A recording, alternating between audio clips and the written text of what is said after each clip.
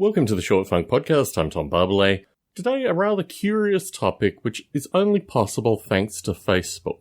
One of my Facebook friends posted that he had recently changed a medication. It was a blood pressure medication because he was suffering from a dry cough. I take this medication. In large part as treatment for my migraines, which are in large part stress-related, which in large part are due to blood pressure.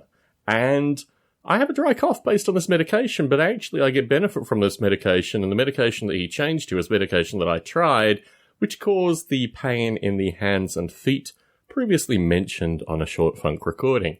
What came through this was an interchange of a number of people who I know through Model Rail Radio primarily, although many are listeners to my other podcasts as well, who are all taking this medication. And while there is a common theme associated with this, the common theme is not associated with age or weight or a variety of factors. I think the common theme is associated with stress.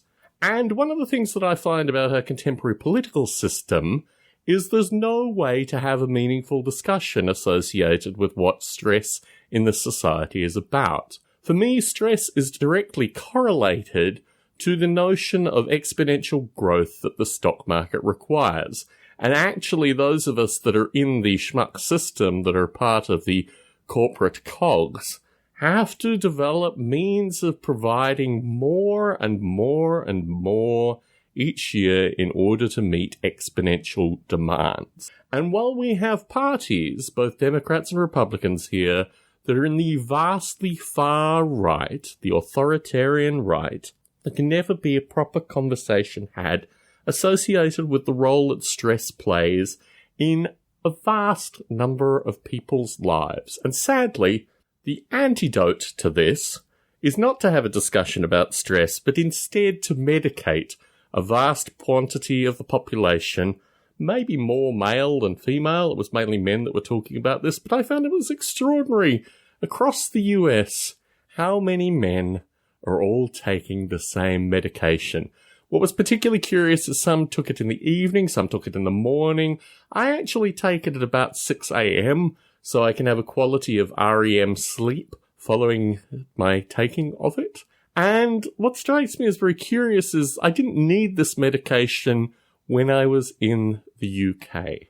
When I took a week off in the UK, I didn't need this medication. And honestly, while I was in Australia, if I hadn't have been heavily allergy prone, I probably wouldn't have needed this medication either.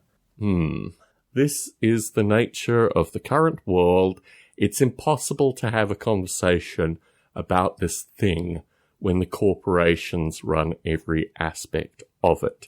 And what I find particularly curious is when I was, sometime in the mid-80s, which would have put me around 8 to 10 years of age, I started to follow news stories about how people were dying in their 40s. Men in particular would drop dead who had worked in corporations their entire lives. This was a news story that stopped being reported on. However, anecdotally, I've heard from a number of friends whose fathers have dropped dead in their 40s and early 50s. Corporate men, long-time corporate men, dropping dead before they reach retirement. This strikes me as a possibility in my own life. And when I look at the impacts of my life, the choices that I have made, particularly with regards to the kind of work that I have done, I feel very stupid in this light.